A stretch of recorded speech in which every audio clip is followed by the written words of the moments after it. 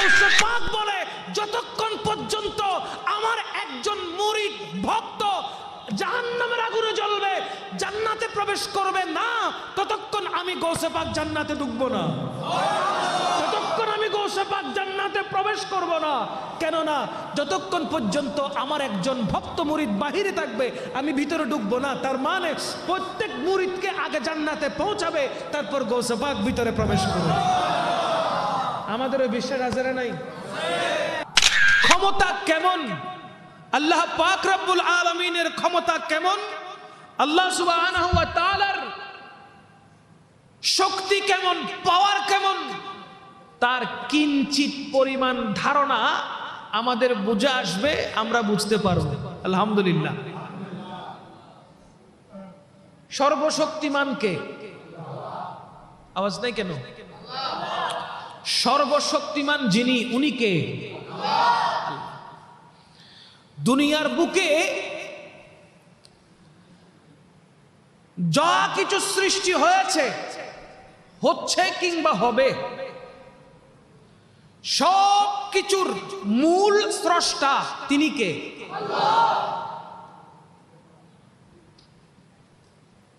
কারিগর এই চেয়ার তৈয়ার করেছে,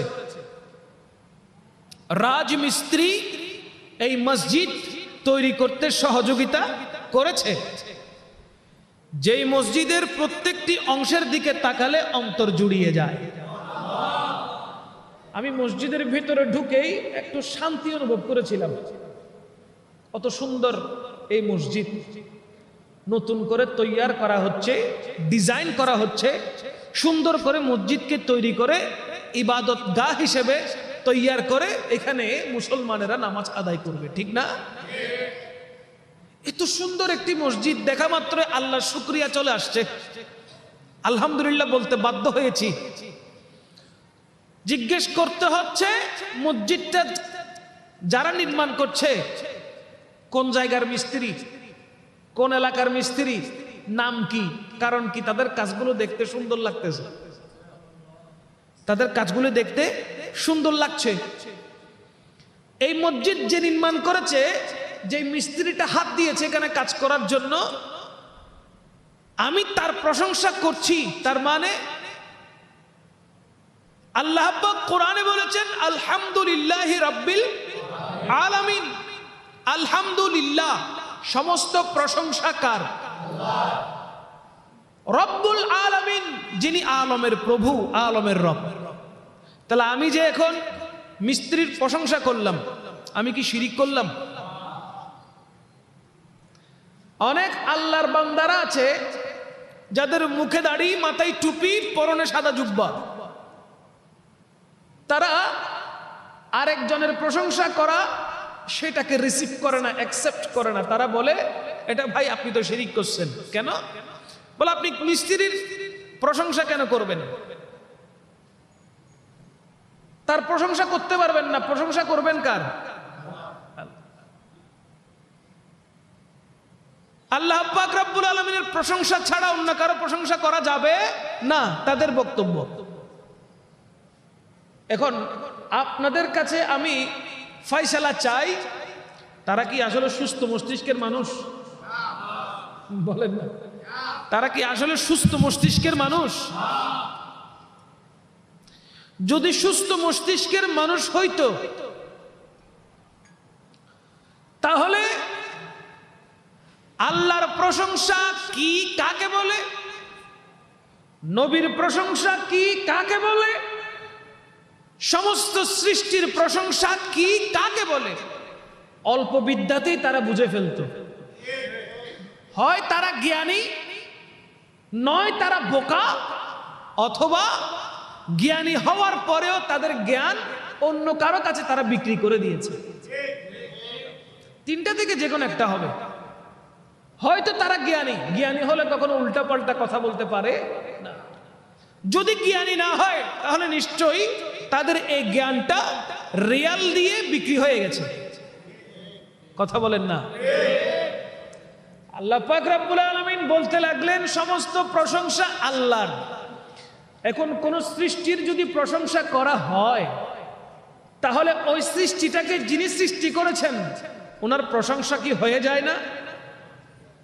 মসজিদ যারা নির্মাণ করছেন, মিস্ত্রি যারা, রাজমিস্ত্রি যারা, বললাম রাজমিস্ত্রি সাহেব আপনি কাজটা খুব সুন্দর করেছেন, মূলত আমি প্রশংসাটা করলাম কার?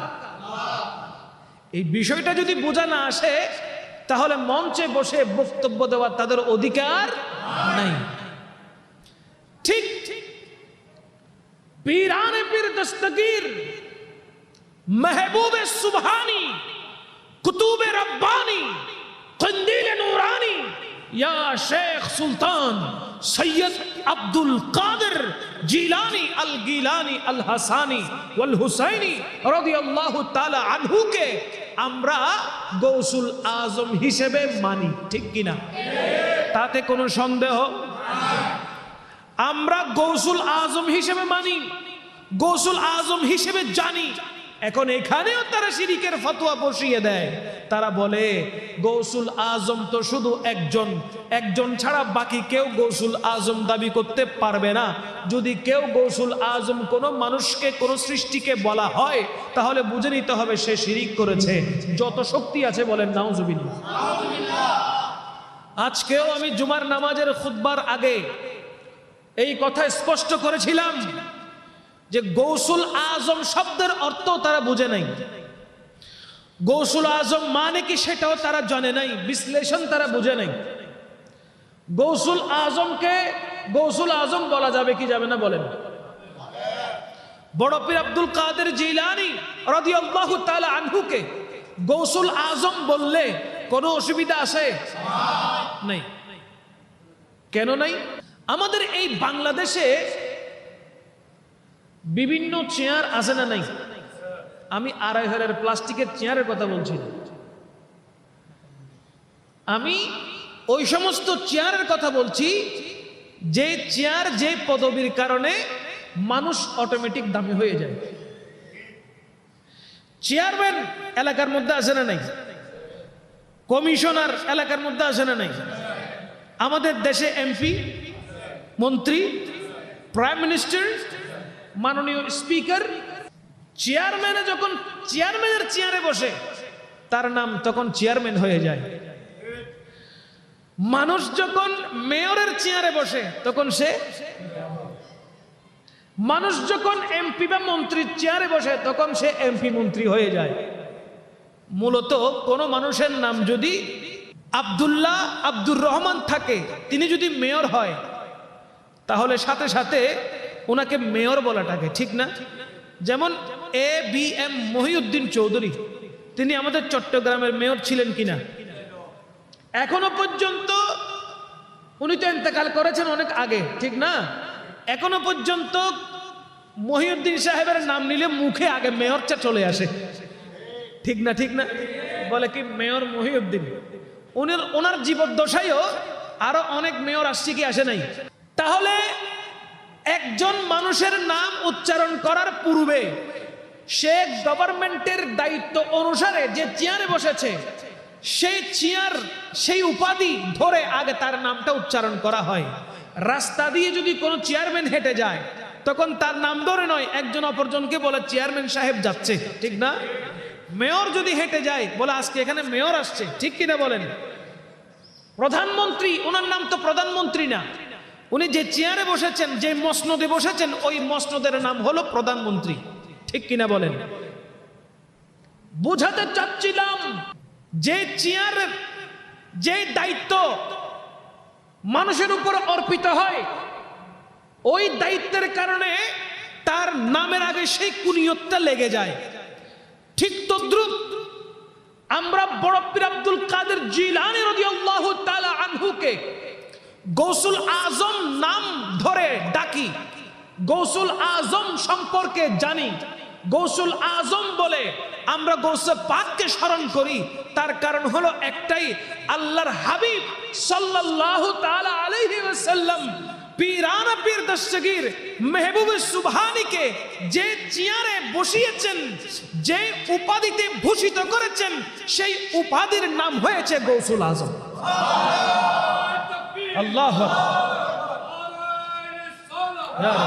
আমার গৌসে পাক বড় পীর আব্দুল কাদের জিলানী আল গিলানী আল হাসানী ওয়াল হুসাইনী রাদিয়াল্লাহু তাআলা আন যেই মসনদের মধ্যে বসেছেন, যে চেয়ারে আমার রাসূল আমার গৌসে পাককে বসিয়ে দিয়েছেন, ওই চেয়ার কোনো সাধারণ চেয়ার নয়, ওই চেয়ার চেয়ারম্যানের চেয়ার নয়, ওই চেয়ার কোনো মেয়র মন্ত্রী মিনিস্টারের চেয়ার নয়, ওই চেয়ার প্রাইম মিনিস্টারের চেয়ার নয়।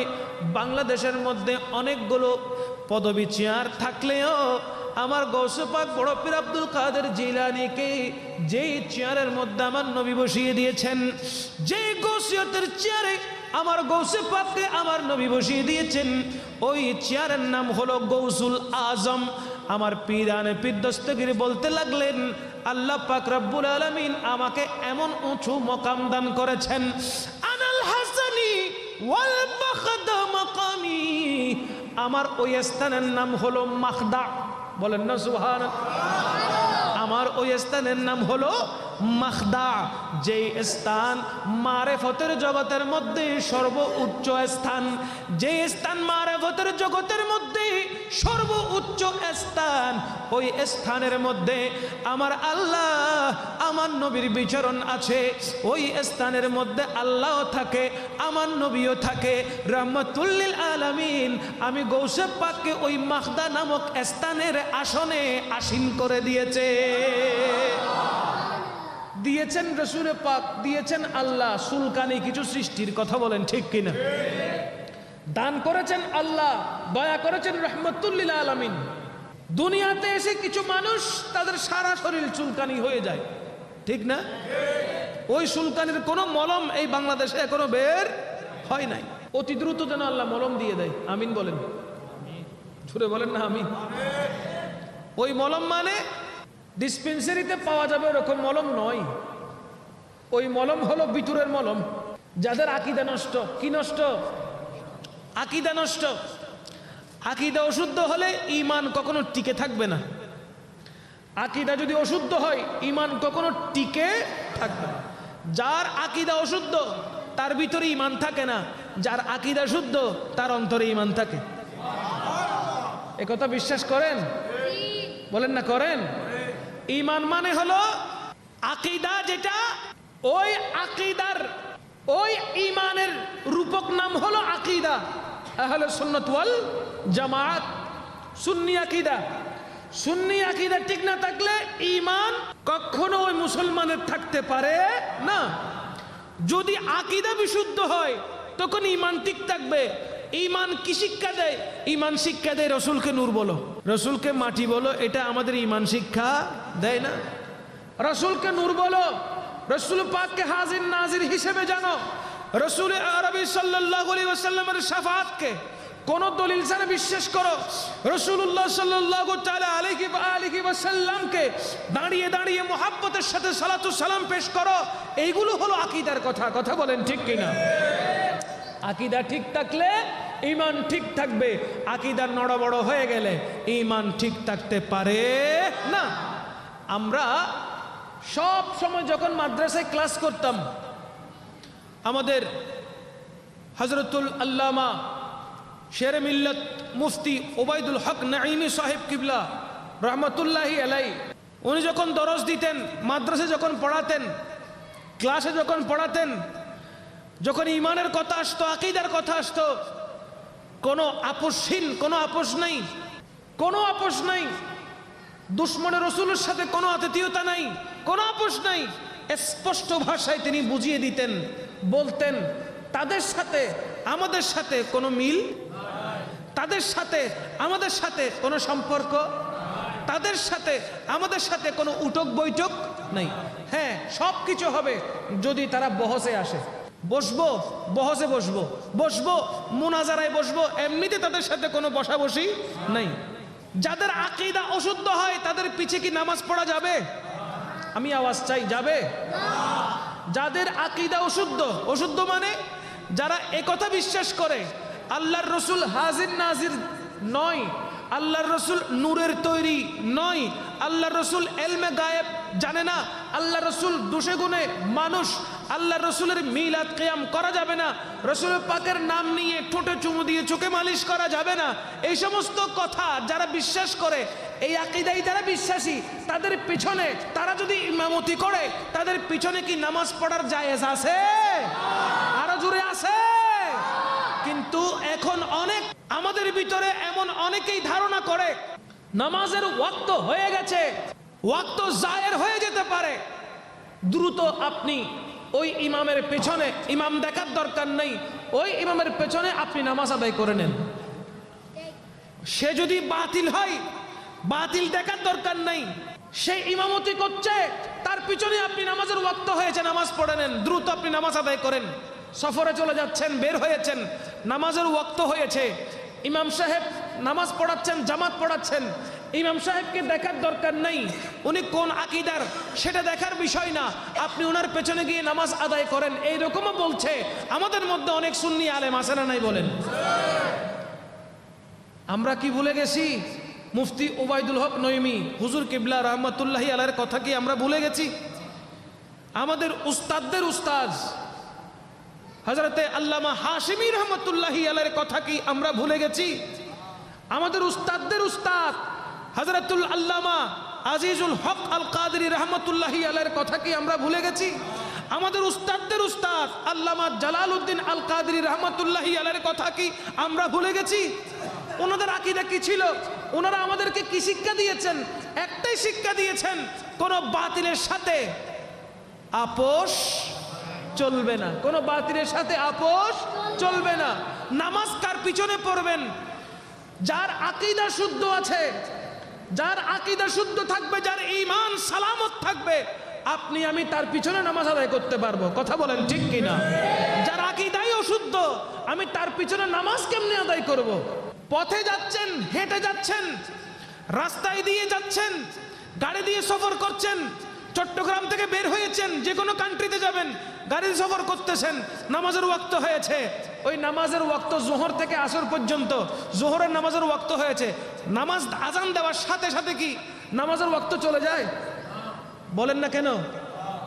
জোহরের ওয়াক্তের জন্য আজান দেওয়া হচ্ছে, আজান দেওয়ার সাথে সাথে কি নামাজের ওয়াক্ত চলে যাবে? নাকি থাকে? ঘন্টা 2 ঘন্টা নামাজের ওয়াক্ত থাকে কিনা? তা আপনি কোন দুঃখে বাতিলের পিছনে নামাজ পড়বেন? ইমামে হুসেন তো ওই কাজ করে নাই, বড় জামাত তো ধরে নাই। কারবালার প্রান্তরে ইমামে হুসেন রাদিয়াল্লাহু তাআলা আনহু চাইলে অবশ্যই এজিদের তাবুর মধ্যে গিয়ে নামাজ পড়তে পারতেন, ঠিক না? কারণ কি, ইমামে আলী মাকামের তাবুর ভিতরে মাত্র আছে কয়জন? 73 জন। এজিদের তাবুর ভিতরে আসে 20 থেকে 22,000 মানুষ। ওইটা বড় জামাত না? কথা বলেন না কেন? ইমাম আলী মাকাম কি সেই শিক্ষা আমাদেরকে দিয়েছেন? সেখানে যান নাই, বরঞ্চ ইমামের নামাজ আহলে বাইতকে নিয়ে তিনি নিজেই আদায় করেছেন। এজিদের নামাজ এজিদ আদায় করেছেন। মুখ্য বিষয় বড় জামাত নয়, মুখ্য বিষয় হলো ঈমান এবং আকীদা। মূল বিষয় হচ্ছে ঈমান এবং আকীদা। আপনার ঈমান যদি মজবুত থাকে, আপনার আকীদা যদি মজবুত থাকে, তখন আপনার নামাজ আল্লাহর দরবারে গিয়ে পৌঁছাবে। যার ঈমান ঠিক নাই, যার আকীদা ঠিক নাই, সে সারা জীবন নামাজ পড়লেও ওই নামাজ কখনো আল্লাহর দরবারে গিয়ে পৌঁছাবে না। আমাদের আকীদা আহলে সুন্নাত ওয়াল জামাতের আকীদা হলো সুন্নত নামাজও আছে, ফরজও আছে, ফরজের পেছনে পেছনে নফলও আছে, আছে না নাই? আমরা ওয়াক্তের নামাজের পরপর সালাতুল আওয়াবিনের নামাজ আদায় করি। আমরা ওয়াক্তি নামাজের পরপর লাইলাতুল মিরাজের নামাজ আদায় করি, লাইলাতুল বরাতের নামাজ আদায় করি, লাইলাতুল কদরের নামাজ আদায় করি, তাহাজ্জুদের নামাজ আদায় করি, সালাতুত তাসবিহ নামাজ আদায় করি। সুন্নি উলামায়ে কেরামগণ ওই নফল ইবাদত করার জন্য সব সময় প্রত্যেককে বলে থাকে, প্রত্যেক মুমিন মুসলমানদেরকে বারবার উৎসাহিত করতে থাকে। আর যারা বাতিল আকীদার, তারা খালি বলে তারাবির নামাজ 8 রাকাত পড়ো, 20 রাকাত দরকার নাই। বলে কিনা? বলেন, বলেন না? বলে কিনা? লাইলাতুল মেরাজের জন্য যাওয়ার দরকার নাই, লাইলাতুল বরাতের কোনো নামাজ নাই, লাইলাতুল মেরাজের কোনো রোজা নাই, লাইলাতুল বরাতের কোনো রোজা নাই। এরকম নফল রোজা না রাখার জন্য ইন্ডিকেট করে, নফল রোজা না রাখার জন্য মানুষকে নিরুৎসাহিত করে, নফল নামাজ না পড়ার জন্য নিরুৎসাহিত করে। মূলত নামাজ বেশি পড়লে লাভ নাকি কম পড়লে লাভ? নফল রোজা বেশি রাখলে লাভ নাকি কম রাখলে লাভ? তা আল্লাহ পাক রব্বুল আলামিন বলে ওমা খলাকতুল জিন্না ওয়াল ইনসা ইল্লা লিয়াবুদুন, আল্লাহ বলছে আমি মানব জাতিকে সৃষ্টি করেছি আমার ইবাদত করার জন্য, আমার ইবাদত করার জন্য আমি জিন জাতিকে সৃষ্টি করেছি। সুতরাং মানব জাতির কাজ হচ্ছে তো ইবাদত করা। কথা বলেন ঠিক কিনা? বড় দুঃখ লাগে এই কথাগুলো বলছি, বড় দুঃখ থেকে, কারণ আমরা জানি যার নুন খায় তার গুণ গাইতে হয়, যার নুন খাওয়া হয় তার গুণ। জামিয়া আহমদিয়া সুন্নিয়া আলিয়া মাদ্রাসায় পড়াশোনা করার পরেও জামিয়া বিদ্বেষী কথা বলছে এমন অনেক বক্তা আছে না নাই? জামিয়া আহমদিয়া সুন্নিয়া আলিয়া মাদ্রাসায় পড়াশোনা করেছে, ওলামায়ে আহলে সুন্নাহদের স্পর্শ থেকেছে, সংস্পর্শ থেকে বড় হয়েছে। বাপ সুন্নি, ছেলে গোলাপি সুন্নি হয়ে গেছে। বাবা কড়া সুন্নি, ছেলে গোলাপি সুন্নি, আছে না নাই বলেন? আকীদা ঠিক না থাকলে ওই ওয়াজ দিয়ে কোনো কাজে আসবে। বলতে চাচ্ছিলাম আল্লাহ পাক রব্বুল আলামিন কোরআনুল কারীমের মধ্যে ইরশাদ করেছেন মানব জাতিকে আমি সৃষ্টি করেছি ইবাদতের জন্য। সুন্নি আলেমরা সকল মুমিন মুসলমানদেরকে বলে নামাজ আদায় করো, ফরজ নামাজের পাশাপাশি নফল ইবাদত করো, ফরজ রোজার পাশাপাশি নফল রোজা রাখো, বলে কি বলে না? আর তারা খালি ইবাদত কমাইতে থাকে, খালি ইবাদত কমাইতে থাকে। তারাবির নামাজ পড়তে গেলে বলে 8 রাকাত পড়ো, 20 রাকাত কোথাও পড়ার হুকুম নাই। ওই সমস্ত মুনাফিক মুসলমানদেরকে কত হাজারবার চ্যালেঞ্জ করা হয়েছে, যারা 8 রাকাত তারাবির পক্ষে দলিল নিয়ে আসো। 20 রাকাত তারাবির পক্ষে অনেকগুলি দলিল, অহরহ দলিল আছে না নাই বলেন? আছে। তাদেরকে বারবার বলি, তারা সফরে গেলেও সফরের মধ্যে অনেক সময় বর্তমান তার উটের উপরে সফর করতে হচ্ছে না। উটের উপর সফর করতে হয়, আগেরকার যুগে না ঘোড়ার উপরে, উটের উপরে, গাধার উপরে, খচ্চরের উপরে সফর করত। এখন তো বিমান আছে, এখন হেলিকপ্টার আছে, এখন গাড়ি আছে। কথা বলেন আছে না নাই? পার্সোনাল গাড়ি নিয়ে গেলে আপনি যখন সফরে গিয়েছেন, পার্সোনাল ভাবে যখন যাচ্ছেন, আপনার হাতে যথেষ্ট টাইম আছে, সময় আছে, আপনি কসর আদায় করেন ফরজ 2 রাকাত, তো সুন্নতে মুআক্কাদা যেগুলো আছে সেগুলো আদায় করতে অসুবিধা কই? সুন্নতে মুআক্কাদা আদায় করতে অসুবিধা তো নাই, সময় তো আছে। তখন বলে কি এখানে 2 রাকাত ফরজ দৌড় মারো। যতগুলো বাতিল আকীদার মানুষ আছে তারা সব সময় বলে যে নামাজ কেমনে কমাও, নামাজ কেমনে কমাবে, ইবাদত কেমনে কমাবে, খালি ফরজ পড়ে দৌড় মারে। অনেকেই ফরজ করে দোয়া করে না, আছে না নাই? কথা বলেন আছে না নাই? সালাম ফিরানোর পরে উঠে যায়, উঠে সবার সামনে মাঝখান দিয়ে হেঁটে চলে যায়। আসার সময় সামনের কাতারে মানুষকে ডিঙ্গিয়ে ডিঙ্গিয়ে সামনের কাতারে আসবে। সামনের কাতারে আসার পর ইমাম সাহেব যখন সালাম ফিরাবে সাথে সাথে নামাজ শেষ করে আবার মানুষকে ডিঙ্গিয়ে চলে যায়। আর তুমি যখন সবার দেরিতে আসবে, সবার প্রথমে যাবে, তো তুমি পিছনে বসো না, সামনে কেন আসো? কথা বলেন না ঠিক কিনা?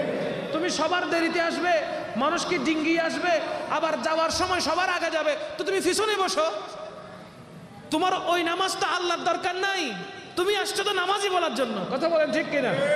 তুমি আসছো নামাজই বলার জন্য, নয়তো এত সুন্দর সুশৃঙ্খল পরিবেশটাকে তুমি কখনো নষ্ট করতে পারতে না। হঠাৎ একজন মানুষ যদি এখান থেকে উঠে চলে যায়, ভালো দেখাবে? বলেন না ভালো দেখাবে?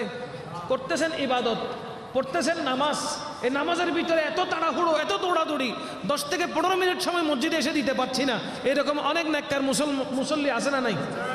জোরে কোন আছে না? সুতরাং মনে রাখবেন, আমাদের ভিতরে এখন এমন কিছু পোকা ঢুকেছে, পোকা, যে পোকাগুলো সরল মনা মুমিন মুসলমানদের অন্তরটা ইমানটার মধ্যে আঘাত করতে করতে তাকে বেঈমান বানিয়ে দিচ্ছে। সুতরাং আমাদের চতুর্দিকে চোখ কান খোলা রাখতে হবে, আমাদের সব দিকে খেয়াল করতে হবে, আমাদের সব দিকে নজর রাখতে হবে, উঠা বসায় চলা ফেরায় সব জায়গায় খেয়াল করতে হবে আমাদের ভিতরে কোনো বাতিল আসতেছে কিনা। কেননা আলা হযরত আজিমুল বরকত পরওয়ানায়ে শামঈ রিসালাত শাহ আহমদ রাজা খাঁ ফাজলে বেরলভী আলাইহির রহমা তিনি বলতে লাগলেন, দুশ্মনে अहमद पे शिद्दत कीजिए, दुश्मने अहमद पे शिद्दत कीजिए, दुश्मने अहमद पे शिद्दत कीजिए।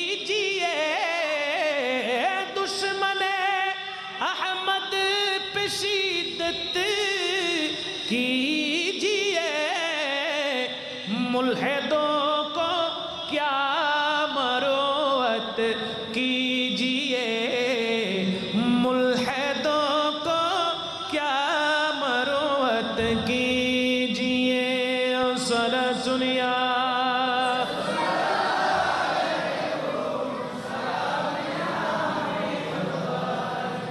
दुश्मने रसूलদের সাথে মুমিন মুসলমানের কোনো সম্পর্ক থাকতে পারে না।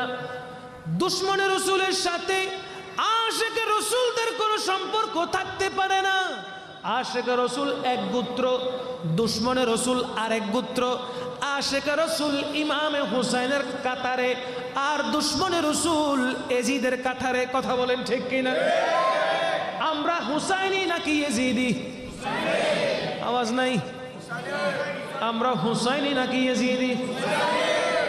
আমরা হুসাইনি। হুসাইনি মুসলমান। হুসাইনি মুসলমানের সাথে ইয়াজিদি মুসলমানের কোনো সম্পর্ক থাকতে পারে না। মুনাফিক মুসলমানের সাথে কোনো সম্পর্ক থাকতে পারে না। সম্মানিত হাজিরিন, আমরা সব সময় ইমানদার মুসলমানের সাথে সম্পর্ক অটুট রাখবো। আহলে সুন্নাত ওয়াল জামাতের পতাকার নিচে থাকবো। সব সময় আকীদাকে শুদ্ধ করে সুন্নি জামাত যারা যারা আহলে সুন্নাত ওয়াল জামাত করে, প্রকৃতপক্ষে যারা খাঁটি সুন্নি, 100% হানাফি মাযহাবের সুন্নি, তাদের সাথে আতিথেয়তা রাখবেন, সম্পর্ক রাখবেন, ওঠা বসা রাখবেন। কোনো বাতিলের সাথে কথা বলবেন না, কোনো বাতিলের শরণাপন্ন হবেন না, কোনো বাতিলের সাথে বন্ধুত্ব করবেন না। কারণ তারা এমন খতরা, চোর যদি চুরি করে ঘরের মধ্যে কিছু মাল সামান রেখে যায়, ডাকাত ডাকাতি করলে আপনার জান ফেরত দিয়ে সব নিয়ে চলে যায়। কিন্তু এমন কিছু বাতিল আকীদার মানুষ বের হয়েছে যারা আপনার ঈমানকে চুরি করে নিয়ে যাচ্ছে। যদি একটিবারে ঈমান আপনার থেকে চুরি হয়ে যায়, তাহলে নামাজও বরবাদ হয়ে যাবে, রোজাও বরবাদ হয়ে যাবে, হজও বরবাদ হয়ে যাবে, যাকাতও বরবাদ হয়ে যাবে, সদকা বরবাদ হয়ে যাবে, ফিতরা বরবাদ হয়ে যাবে, যত যত নেক আমল ভালো কাজ সবগুলো বরবাদ হয়ে যাবে। কারণ ঈমান যদি ঠিক না থাকে, কোনো আমল আপনার ঠিক থাকবে না। কথা বলেন ঠিক কিনা? নিজের ঈমানটাকে মজবুত রাখতে হবে, বাতিল থেকে হেফাজতে থাকতে হবে। তাদের পদচারণা বেশি, বুঝতে হবে। এজিদ যেরকম 22,000 সৈন্য নিয়ে কারবালায় প্রান্তরে উপস্থিত ছিল, তারা এখনো সোশ্যাল মিডিয়ার ভিতরে 22,000 জ্যাক নিয়ে সোশ্যাল মিডিয়াতে তারা কাজ করছে। যদি বা আমাদের সোশ্যাল মিডিয়াতে তেমন পদচারণা নাই, কিন্তু হক্কানি রব্বানি উলামায়ে আহলায়ে সুন্নাতের শরণাপন্ন থাকলে, তাদের পদাঙ্ককে অনুসরণ করলে মিসগাইড হওয়ার কোনো সুযোগ, বলেন না, মিসগাইড হওয়ার কোনো সুযোগ নাই। সুতরাং আমাদের পরিচয়, আমরা গৌসে পাকের ভক্ত, গৌসে পাকের মুরিদ।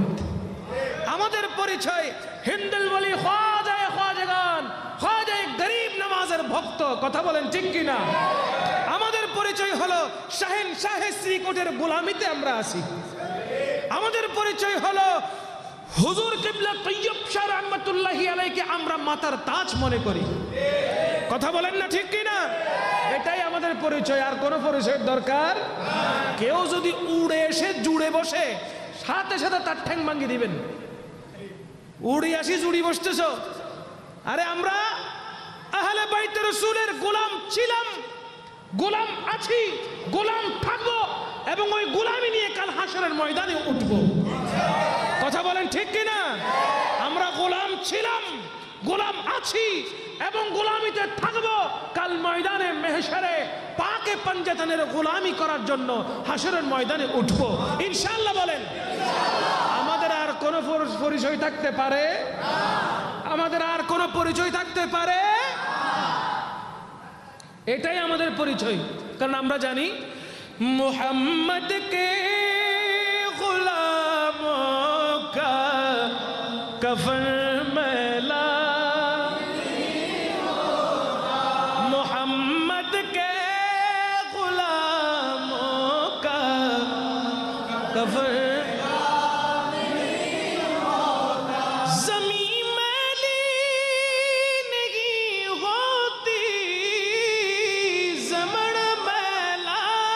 नहीं मोहम्मद के गुलामों का कफन, मोहम्मद के गुलामों का कफन मैला, जो नाम मुस्तफा छू में नहीं दुखती कभी आंखें। আমরা রসুল পাকের নাম নিয়ে চুমু দিলে মনে করে যে তাদেরকে কেউ গুলি করে দিছে। কথা বলেন ঠিক না? যত হাতটা বাতিল আছে আতর লাগাইলেও গাদি বাস দেয়, আতর লাগাইলেও গাদি কি দেয়? বাস দেয় দেয়। কারণ কি? তাদের ঈমান নাই, তাদের ঈমান ঠিক নাই। আর সুন্নি উলামায়ে আহলে সুন্নাহ 7 দিন গোসল না করলেও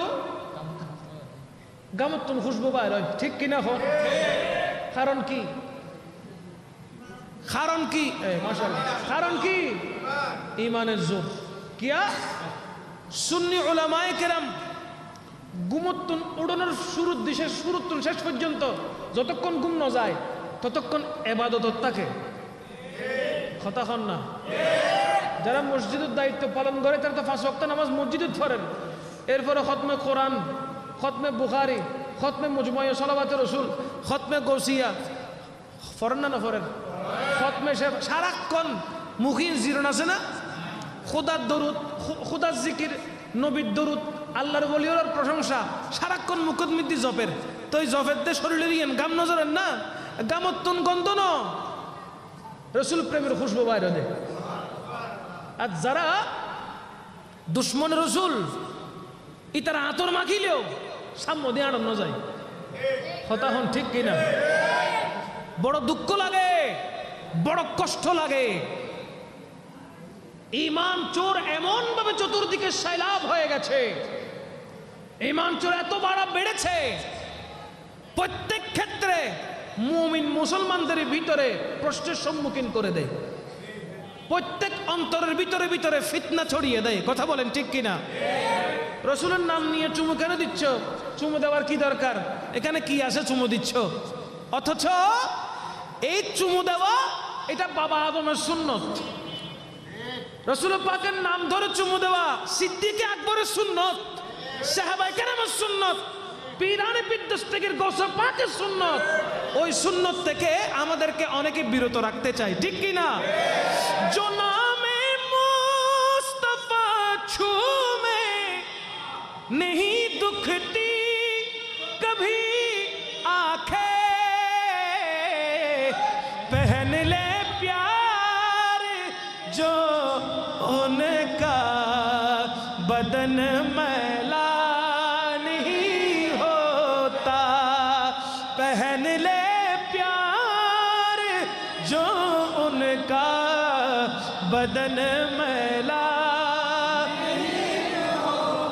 जमीन मैली नहीं होती, जमन मैला नहीं होता, मोहम्मद के गुलामों का कफन मैला। চিৎকার দিয়ে বলেন না সুবহানাল্লাহ।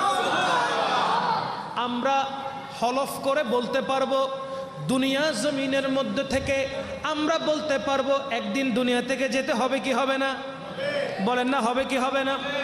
আমাদেরকে একদিন দুনিয়া থেকে যেতে হবে, আমরাও দুনিয়া থেকে চলে যাব, আপনারাও দুনিয়া থেকে চলে যাবেন।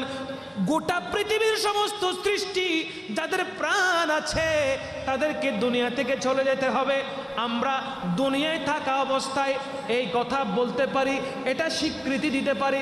কাল হাসরের ময়দানে গৌসে পাক যে কাতারে দাঁড়াবেন আমরাও সেই কাতারে দাঁড়াবো। বলেন না রাজি আছেন? রাজি আছেন? নাই আল্লাহ গৌসে পাক যে কাতারে দাঁড়াবে আমরা সেই কাতারে দাঁড়াতে রাজি আছি। কে কে আছেন হাত তুলেন। আল্লাহু আকবার, ইয়া রাসূলুল্লাহ, জিন্দাবাদ। গরিব নওয়াজ যে কাতারে থাকবে আমরা সেই কাতারে দাঁড়াতে রাজি আছি কিনা বলেন। শাহেনশাহে শ্রীকোট সৈয়দ আহমদ শাহ শ্রীকুটি রহমতুল্লাহি আলাই যে কাতারে থাকবেন আমরা কাল হাসরের ময়দানে সেই কাতারে দাঁড়াতে চাই কি চাই না? হুজুর তৈয়ব শাহ হুজুর কিবলা রহমতুল্লাহি আলাই যে কাতারে দাঁড়াবে সেই কাতারে আমরা দাঁড়াতে চাই কি না? আমার পীর ও মুর্শিদ আল্লামা তাহের শাহ সাহেব কিবলা মুদ্দাজিল্লুল আলী যে কাতারে দাঁড়াবে আমি সেই কাতারে দাঁড়াতে রাজি। আল্লাহু আকবার।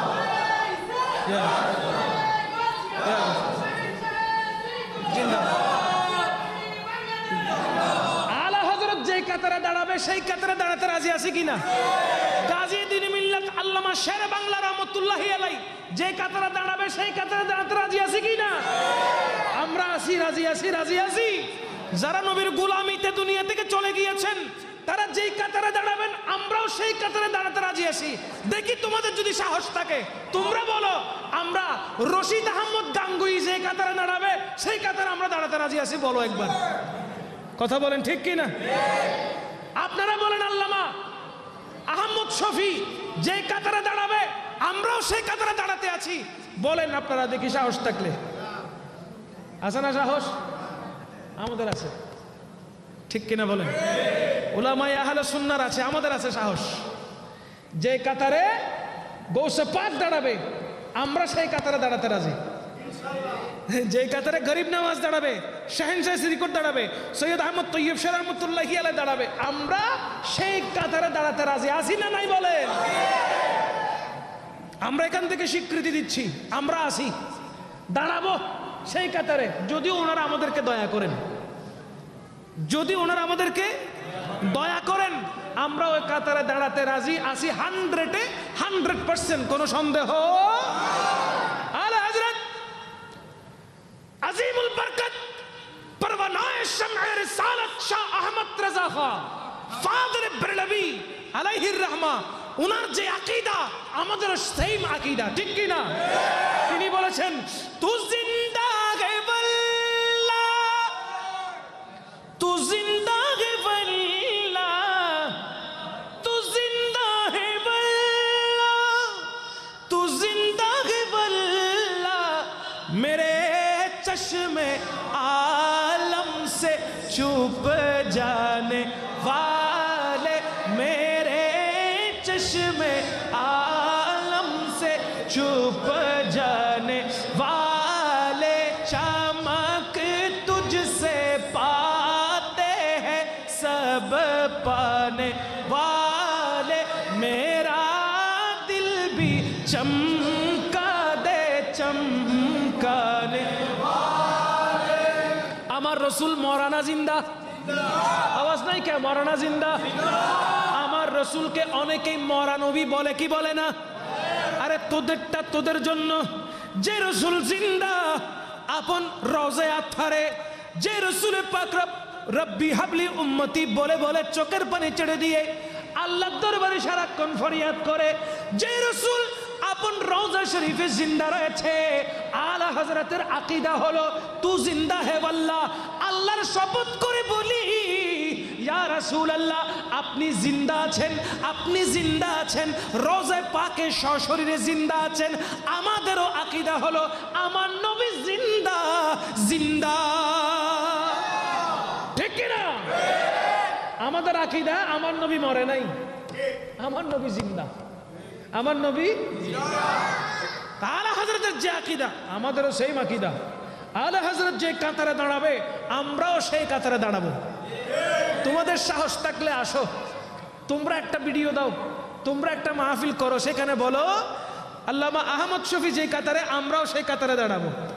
বলো দেখি তোমরা যারা আকীদা পোষণ করো, যারা বাতিল আকীদা পোষণ করো, তোমরা তোমাদের গুরুজনদেরকে খেয়াল করে বলো দেখি, আমরাও দেখি, এটা প্রমাণ হয়ে যাক, ঠিক কিনা বলেন? এটা এখানে দেখবো, কাল হাসরের ময়দানে বুঝবো ঠেলা কোথায় বেশি আছে। আমার গৌসে পাক কি বলে জানেন? মুরিদি লা তখফ কে করে তসল্লি দে গুলামো কো কয়ামত তক রহে বেখৌফ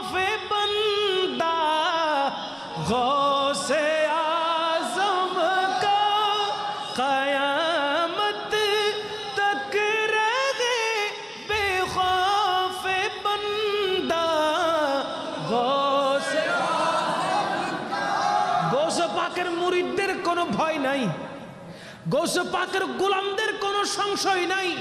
কিয়ামতেও আমার গৌসে পাক সাহায্য করার ক্ষমতা রাখে কি রাখে না? দুনিয়াতেও রাখে, কিয়ামতের ময়দানেও আমার পীরানে পীর দস্তগীর আল্লাহর হুকুমে এমন ভাবে ক্ষমতাবান হবেন, ওনার মুরিদদের ব্যাপারে, ওনার মুরিদদের বিষয়ে, ওনার ভক্তদের বিষয়ে গৌসে পাকের কওল রয়েছে। গৌসে পাক বলে, যতক্ষণ পর্যন্ত আমার একজন মুরিদ ভক্ত জাহান্নামের আগুনে জ্বলবে, জান্নাতে প্রবেশ করবে না, ততক্ষণ আমি গৌসে পাক জান্নাতে ঢুকবো না, ততক্ষণ আমি গৌসে পাক জান্নাতে প্রবেশ করব না। কেননা যতক্ষণ পর্যন্ত আমার একজন ভক্ত মুরিদ বাহিরে থাকবে, আমি ভিতরে ঢুকবো না। তার মানে প্রত্যেক মুরিদকে আগে জান্নাতে পৌঁছাবে, তারপর গৌসে পাক ভিতরে প্রবেশ করবে। আমাদের ওই বিশ্বাস আছে না নাই? বলেন না, আছে না নাই? গৌসে পাক যে বুজুর্গি নিয়ে বেড়ে উঠেছেন, জন্মগ্রহণ করেছেন, দুনিয়া থেকে পর্দা করেছেন, দেখি ওই রকম একজন বুজুর্গ তোমাদের ভিতরে দেখাও। পারিব না? ঈশানো মাথা। গৌসে পাক এক ওযুতে 40 বছর নামাজ পড়েছেন। গৌসে পাক 40 বছর ধরে ইশারের ওযু দিয়ে ফজর পড়েছেন। বলেন না শুনো। এক পায়ের উপরে দণ্ডায়মান হয়ে 15 বছর কোরআনে পাক তেলাওয়াত করেছেন। গৌসুল আজম দস্তগীর টানা 40 দিন না খেয়ে রোজা পালন করেছেন, সৌমে ভেসাল রেখেছেন। বলেন না সুবহানাল্লাহ। দেখি ওই রকম একজন বুজুর্গ বাইর করো তোমাদের থেকে, ওই রকম একজন। আরে গৌসে পাক তো অনেক দূরের কথা, পীরানে পীর দস্তগীর তো এটা ওর বাত, অনেক দূরের কথা। একজন সাধারণ আল্লাহর মকবুল ওলি গৌসে পাকের কদম কাঁধে নিয়েছে, এরকম একজন ওলির মতো বুজুর্গ ব্যক্তি তোমাদের ভিতরে আছে কিনা খুঁজে দেখো, পাওয়া যাবে? দিন দুধ যে টর্চ লাইট লেগুলি লোফা যাচ্ছে না, কথা বলেন ঠিক কিনা? পাওয়া যাবে না। ওলি, গৌস, কুতুব, আবদাল, গৌসুল আজম সবগুলো আছে সুন্নিদের কাতারে, সবগুলো আছে কার কাতারে? সুন্নির কাতারে, অন্য কোনো বাতিলের কাতারে নাই। কথা বলেন ঠিক কিনা? আমরা সব পেয়েছি, রাসূলও পেয়েছি, হানাফি মাযহাব পেয়েছি, পীরানে পীর দস্তগীরকে পেয়েছি।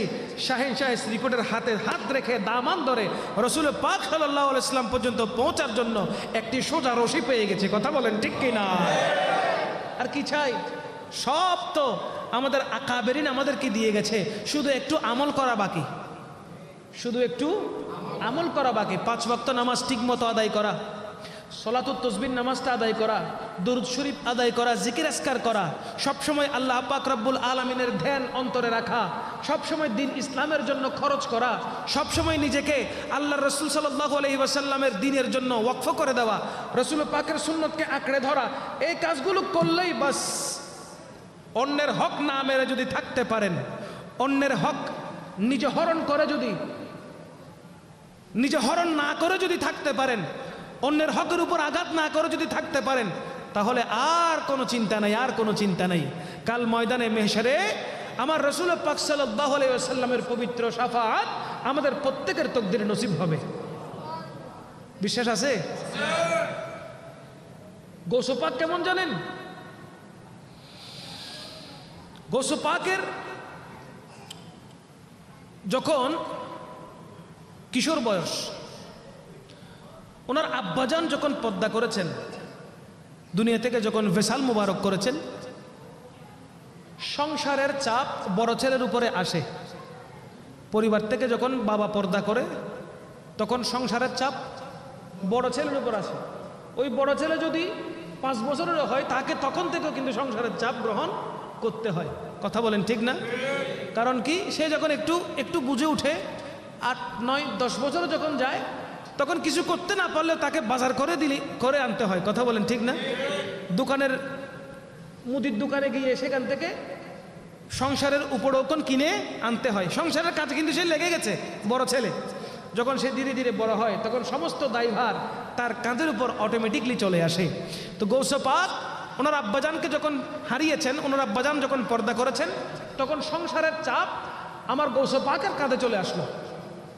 কাঁধে চলে আসার কারণে পীরানে পীর দস্তগীর গড়ের মধ্যে যে গবাদি গাভী ছিল, ওই গাভীটাকে চারণভূমিতে তিনি চড়াতে নিয়ে যাচ্ছিলেন। ওই গাভীটা চারণভূমিতে চড়াতে নিয়ে যাচ্ছেন, হঠাৎ করে ওই গাভীর মুখ দিয়ে আরবি কথা বের হওয়া শুরু হয়ে গেল। হঠাৎ করে ওই গাভীর মুখ দিয়ে আরবি কথা বের হওয়া শুরু হয়ে গেল। গাভী বলতে লাগলো, মা লিহাদা খলাকতু ওয়ালা বিহাদা উমিরতু। মূলত গাভীর মুখ দিয়ে কথা বলতেছেন কে?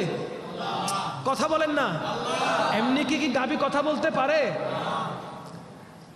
গরু তো কথা বলতে পারে না, গাভী তো কথা বলতে পারে না। তো যখন কথা বলছে, স্পষ্ট যখন আরবি ভাষা উচ্চারিত হচ্ছে, বুঝতে হবে এই ভাষাটি কার? কথা বলছেন কে? বলা হচ্ছে, মা লিহাদা খলাকতু ওয়ালা বিহাদা উমিরতু। হে গৌসুল আজম দস্তগীর বড় পীর আব্দুল কাদের জিলানী, মা লিহাদা খলাকতু, আপনাকে তো সৃষ্টি করা হয় নাই এই কাজের জন্য। ওয়ালা বিহাদা উমিরতু, আপনাকে এই কাজ করার জন্য হুকুমও দেওয়া হয় নাই। তা আপনি কেন গবাদি পশু চারণভূমিতে চড়াতে যাচ্ছেন? এই কাজ করার জন্য আপনাকে বলা হয় নাই, এই কাজ করার জন্য আপনাকে হুকুমও দেওয়া হয় নাই। এই কাজের জন্য আপনি পীরানে পীর দস্তগীরকে আল্লাহ পাক সৃষ্টি করে নাই। এই কাজটা আপনার নয়। আপনার কাজ হলো এলমে দ্বীন হাসিল করে দ্বীন ধর্মের হেফাজত করা। জুড়ে বলেন না সুবহানাল্লাহ। পীরানে পীর দস্তগীর হঠাৎ করে গাভীর কথা শোনা মাত্রই তিনি দৌড় দিয়ে ছাদের উপর উঠে গেলেন। গোটা দুনিয়াটা অটোমেটিক্যালি গৌসে পাকের নজরে সংকীর্ণ হতে থাকলো। বলেন না সুবহানাল্লাহ।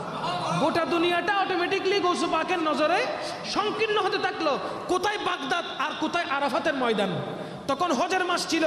গৌসে পাক ছাদের উপরে উঠে এবং যখন তাকাচ্ছেন, তিনি স্পষ্ট দেখতে পাচ্ছেন ওনার চোখের সামনে হাজিরা আরাফাতের ময়দানে অবস্থান করতেছে। বাংলাদেশের মধ্যে যদি আলুটিলা পাহাড়ে উঠেন, অনেক উঁচা পাহাড় না, সেখান থেকে কি মক্কা শরীফ দেখা যাবে? কথা বলেন না, দেখা যাবে? বাগদাদ কোথায় আর কোথায় হারম, কোথায় মক্কা? গৌসে পাক এমন বেলায়েতের নজর দিয়ে দেখতেছেন, গৌসে পাক বলতেছে, আরাফাতের ময়দানটা মনে হচ্ছে যেন আমার ছাদের উপরে চলে আসছে। আমার ঘরের ছাদের উপরে মনে হচ্ছে আরাফাতের ময়দান চলে এসেছে। সেখান থেকে হাজিরা দেখতেছি, ইবাদত করতেছে, দোয়া করতেছে, চোখের পানি ছেড়ে ছেড়ে আল্লাহর দরবারে ফরিয়াদ করছে। এজন্য গৌসে পাক বলে, গোটা দুনিয়াটা আমি গৌসে পাকের হাতের তালুর মধ্যে সরিষার দানার মতো। ওই ক্ষমতা দিছে কে? জোরে বলেন, দিছে কে? আমার গৌসে পাক এমন ক্ষমতার অধিকারী ছিলেন। একদিন রমজানের মধ্যে গৌসে পাক বড় পীর আব্দুল কাদের জিলানী রাদিয়াল্লাহু তাআলা মনস্থ করলেন, সবার অনুরোধ তিনি রাখবেন, সবার অনুরোধ তিনি রাখবেন। গৌসে পাকের মুরিদ যারা ছিল সবাই আমার গৌসে পাকের দরবারে এসে অনুরোধ করতে লাগলো, ইয়া গৌসুল আজম দস্তগীর, আজকে আমি আপনাকে ইফতার করাতে চাই। আমার গৌসে পাক বললেন, যাও তোমার ঘরে ইফতার করব। এইভাবে 69 থেকে 70 জনকে বলল, যাও যাও তোমার ঘরে ইফতার করব, তোমার ঘরে ইফতার করব। ইফতার কি বারবার করে না একবার করে? রমজানের মধ্যে রোজা যখন ভাঙে তখন কি বারবার ভাঙে না একবার ভাঙে? পীরানে পীর দস্তগীর মেহবুবে সুবহানী কুতবে রব্বানী কিন্দিরে নুরানি আশিক সুলতান সৈয়দ আব্দুল কাদের জিলানী রাদিয়াল্লাহু তাআলা সকল মুরিদদের মধ্যে প্রায় 70 জন থেকে 80 জনকে বলে দিয়েছেন, যাও যাও তোমার ঘরে আগামীকালকে ইফতার তোমাদের ঘরে করব, আগামীকালকে তোমার ঘরে করব। এখন সবাই তো খুশি হয়ে গেল, কার ঘরে না কার ঘরে যায়, সবাই খুশি হয়ে গেল, সবাই আনন্দিত হয়ে গেল। পীরানে পীর দস্তগীর পরবর্তী দিন ইফতার করতে গেলেন, ইফতারের সময় হলো, ইফতার করলেন, রোজা ভাঙলেন, আবার দরবারে চলে আসলেন। এখন সমস্ত মুরিদ পরের দিন যখন গৌসে পাকের দরবারে আসতে লাগলেন, একজন অপরজনকে বলতেছে, আজকে আমার বড় খুশির দিন, আজকে আমার বড় আনন্দের দিন। বলে কেন কেন? বলো গতকালকে আমার গৌসে পাক আমার ঘরে ইফতার করেছে। ওই মুরিদ বলো, ঠাট্টা মস্করি একটু কম করো, গৌসে পাক তো আমার ঘরে গিয়েছেন। এইভাবে বলতে না বলতেই 69 থেকে 70 জন সবাই বলা বলি শুরু করে দিয়েছে, আরে তোমার ঘরে যায়নি আমার ঘরে গেছে। আরেকজন বলে তোমার ঘরে যায়নি আমার ঘরে গেছে। সবাই সবাইকে বলতে লাগলো না না কারো ঘরে নয়, কারো ঘরে নয়, আমার ঘরে গেছে। এইদিকে যিনি প্রতিদিন গৌসে পাকের জন্য ইফতার তৈরি করে, বাগদাদের মধ্যে গৌসে পাকের জন্য যিনি প্রত্যেকটা দিন ইফতার তৈরি করে, গৌসে পাকের বাবুর্চি বলতেছে আরে তোদের ঘরে নয়, গৌসে পাক দরবারে ইফতার করেছে, তোদের ঘরে নয়, গৌসে পাক দরবার ইফতার করেছে। এখন দ্বন্দ্ব লেগে গেছে, কথা বলেন ঠিক কিনা? দ্বন্দ্ব লেগে গেছে। গৌসে পাক সব জায়গায় ইফতার একদিনে এট এ টাইমে সেম টাইমে কেমনে করবে? গৌসে পাকের দরবারে যখন এই ফরমাইশ করা হলো, আমার পীরারে পীর দস্তগীর হুজুরে গৌসে পাক বড় পীর আব্দুল কাদের জিলানী সবাইকে বের করলেন। বাবরচিকে বলে তুমিও বের হও, সবাই বের হয়ে যাও দরবার থেকে, যাও যাও যাও, সামনে যেই গাছটা আছে ওই গাছের নিচে দাঁড়াও, নিচে দাঁড়িয়ে সবাই একসাথে গাছের পাতার দিকে খেয়াল করবে। 70 জন সবাই গাছের সামনে গেল, গাছের নিচে দাঁড়ালো। গাছের নিচে দাঁড়িয়ে গৌসে পাকের হুকুম অনুযায়ী যখন গাছের পাতার দিকে খেয়াল করলো, দেখতে পেল প্রত্যেক পাতায় পাতায় পীরানে পীর দস্তগীর বসে আছে। আল্লাহু আকবার, ইয়া রাসূলুল্লাহ,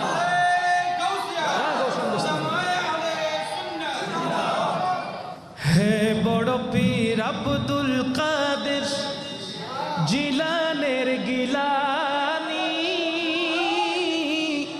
হে বড় পীর আব্দুল কাদের জিলানের গিলানি, তোমারি নামের গুণে আগুন হয়ে যায় পানি। হে বড় পীর আব্দুল কাদের জিলানের গিলানি, তোমারি নামের গুণে আগুন হয়ে যায় পানি। হে বড় পীর আব্দুল কাদের আসসালাম নূর চশমে আম্বিয়া সালাম। একদিন গৌসে পাকের বাবুর্চি রাগ করে ফেলল। গৌসে পাকের দরবারে যত মানুষ আসে প্রত্যেকে কোনো না কোনো কিছু পেয়ে যায়, কোনো না কোনো কিছু প্রত্যেকের ভাগ্যে জুটে। আজকে 12 বছর এক যুগ পার হয়ে গেল, আমি গোলামটা তো কিছুই পেলাম না। এখানে আর চাকরি করে লাভ কি? এখানে আর চাকরি করে লাভ কি? আক্ষেপ নিয়ে ভারাক্রান্ত হৃদয় নিয়ে গৌসে পাকের দরবার ছেড়ে দূরে চলে যাচ্ছে।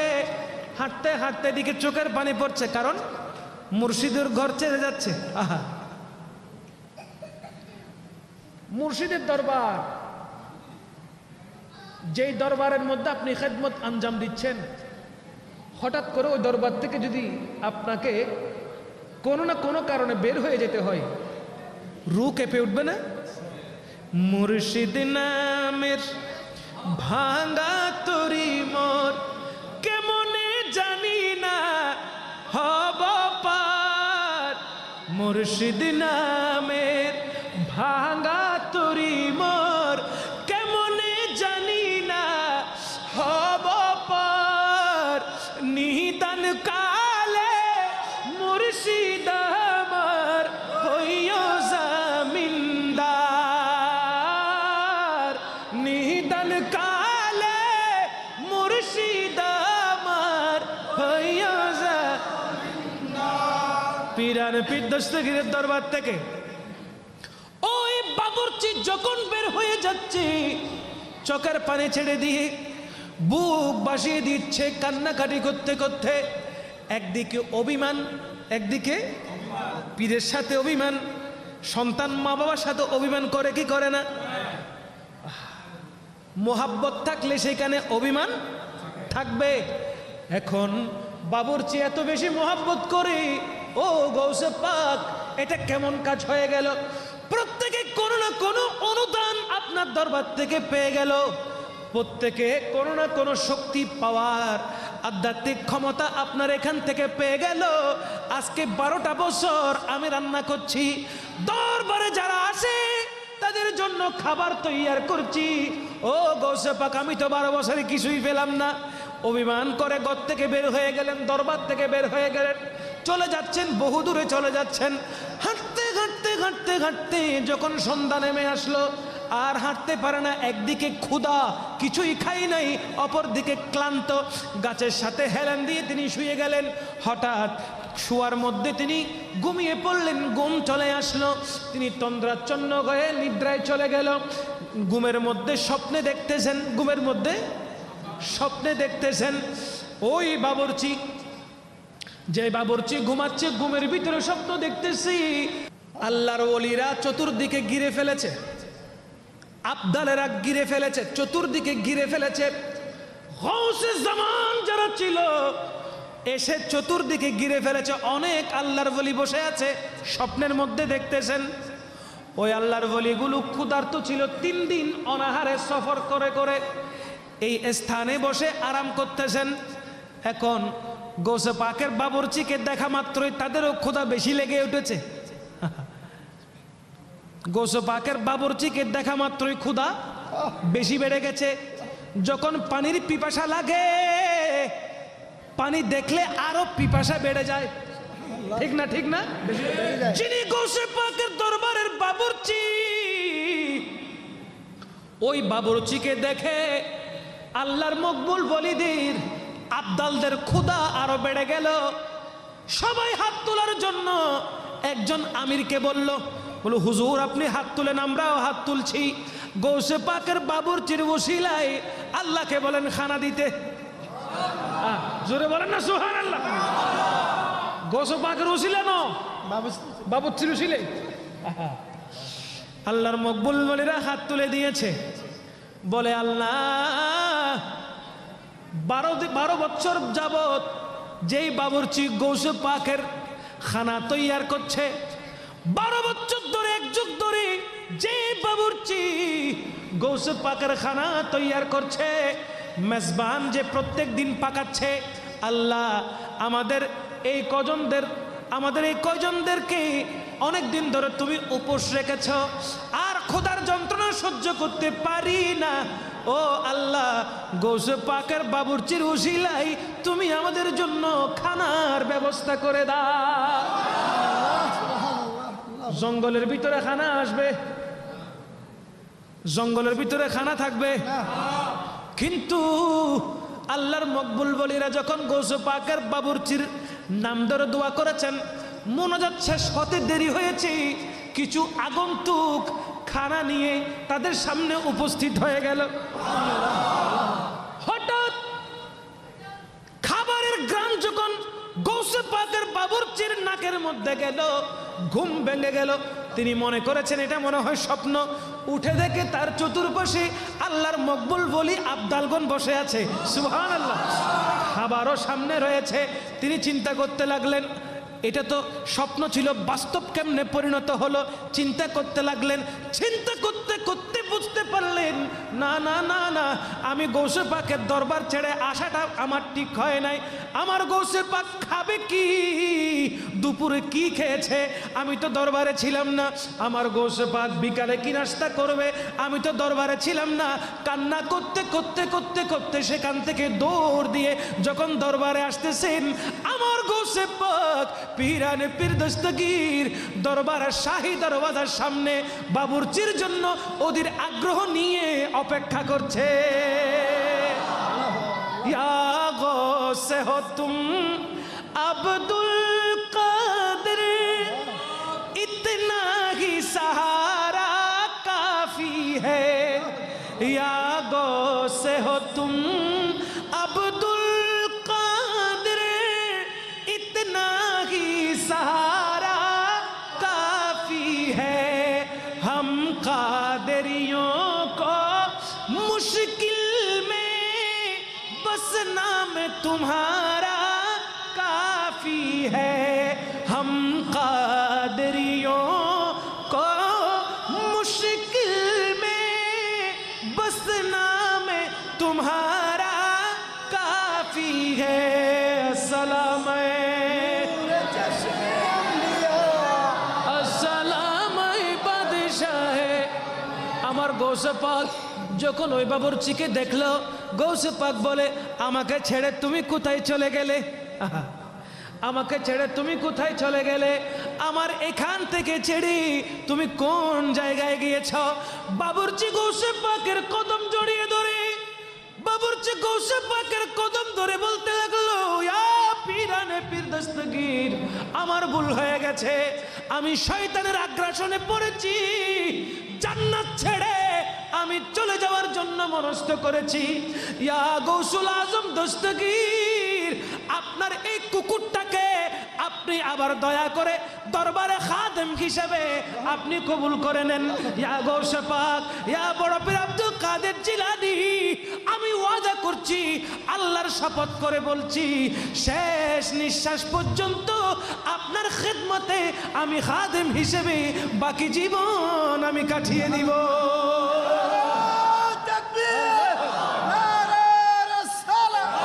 গৌসে পাকের 91 বছর বয়স গৌসে পাক হায়াতে জিন্দেগিতে ছিলেন পুরা জিন্দেগিটা প্রত্যেকটা সেকেন্ডে সেকেন্ডে আমার গৌসে পাকের কারামত জাহির হয়েছে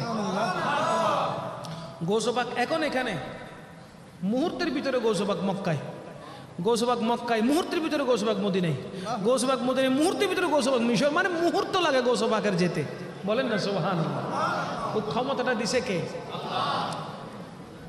আল্লাহ পাক রব্বুল আলামিন যাকে ক্ষমতা দেয় একই টাইমে ইফতার করেছে গৌসে পাক যাকে কি দেয় যাকে ক্ষমতা দেয় আল্লাহ ক্ষমতা দিয়েছেন গৌসে পাককে আর গৌসে পাক যাকে ক্ষমতা দেয় সেও কি হয়ে যায় ক্ষমতাবান হয়ে যায় একদিন গৌসে পাক বাগদাদের জমিনের মধ্যে যত অলি আছে সেখানেও আল্লাহর ওলি ছিল কি ছিল না ছিল বাগদাদের জমিনের মধ্যে যত আউলিয়া কেরাম ছিল আমার গৌসে পাক একদিন দাওয়াত করলেন সবাইকে আমার দফতরে আসতে বলো সবাইকে আমার দফতরে আসতে বলো পীরও আসবে এবং ওই পীরের মুরিদগুলো আসবে সবাইকে আসতে বলো মিটিং শেষ আসলেন গৌসে পাক বাগদাদের জমিনের সুলতানি বাজার দিয়ে হেঁটে হেঁটে যাচ্ছিলেন হঠাৎ একজন মানুষ গৌসে পাকের দিকে ছাতাটা এভাবে করে রেখেছে মানে গৌসে পাক সামনে হেঁটে যাচ্ছে ছাতাটা দূর থেকে ধরে রাখছে যেন গৌসে পাক না দেখে গৌসে পাক না দেখার জন্য কারণ গৌসে পাকের মুরিদ খলিফা যারা ছিল ওরা বলতেছে ইয়া গৌসে পাক গতকালকে আপনার ডাকে এখানে যতগুলো আল্লাহর ওলি ছিল যারা যারা এখানে পীর মুরিদি করছে সবাই আপনার দরবারে হাজিরি দিয়েছে কিন্তু ওই যে মানুষটা ছাতি আপনার দিকে তাকিয়ে রেখেছে ওই মানুষটা আপনার দরবারে যায় নাই ওই মানুষটা আপনার দরবারে আমার গৌসে পাক বলতে লাগলেন আমি ডাকলাম আবার যাবে না না গিয়ে সে বাগদাদে থাকতে পারবে এমন তো হতে পারে না গৌসে পাক বলো তাকে ডাকো তাকে ডাকো আসলেন মাথা নিচু করে আছে গৌসে পাক সামনে দাঁড়িয়ে আছেন মাথা নিচু করে আছে কোনো কথাবার্তা বলছেন না গৌসে পাক জিজ্ঞেস করলেন গতকালকে সবাই এসেছে তুমি কেন আসোনি তুমি কি কারণে আসলে না তখন তিনি চোখের পানি ছেড়ে দিয়ে বলতে লাগলেন ইয়া পীরানে পীর দস্তগীর আমার কাছে ছোট্ট একজন পীর আছে আমার কাছে ছোট্ট একজন পীর আছে আপনি তো পীরানে পীর পীরদের পীর আমার কাছে ছোট্ট একটি পীর আছে ওই পীরের মুরিদ শুধু আমি একজন ওই পীরের মুরিদ শুধু আমি একজন এখন আপনি তো পীরানে পীর আমি যদি আপনার দরবারে যাই যদি আপনার প্রেমে পড়ে যায় তাহলে আমি তো আমার পীরকে ভুলে যাব আমি যদি আপনার দরবারে গিয়ে আপনার চেহারা পাক দেখি কারণ আল্লাহ তো আপনাকে এত সুন্দর করে সৃষ্টি করেছেন যে কেউ আপনার প্রেমে পড়ে যাবে তা আমার পীর সাহেব যিনি উনি তো একদম একলা হয়ে যাবে উনি তো একা হয়ে যাবে তাই আমি আপনার দরবারে আসি নাই হঠাৎ গৌসে পাক জজবায় চলে আসলেন হঠাৎ গৌসে পাক এমন জজবায় আসলেন আসার পর গৌসে পাক গৌসিয়তের রাডারে খেয়াল করলেন বলতেছেন শোনো আমি দেখতে পাচ্ছি তুমি যেই পীরের মুরিদ তার কাছে কোনো কারামত নাই কিন্তু তোমার এই ভক্তির কারণে আমি গৌসে পাক এত খুশি হয়েছি যাও যাও তোমাকেও কারামত দিলাম এবং তোমার পীর সাহেবকেও আল্লাহর ওলি বানিয়ে দিলাম তোমার পীর সাহেবকেও আল্লাহর ওলি বানিয়ে দিয়েছি এবং তোমাকেও কারামত দিয়েছি। জুড়ে বলেন না সুবহান। গৌস পাক চাইলে পারে কিনা? নজরতু ইলা বিলাদিল্লাহি জামা কা খারদালাতিন আলা হুকম ইত্তিসালি আসসালাম।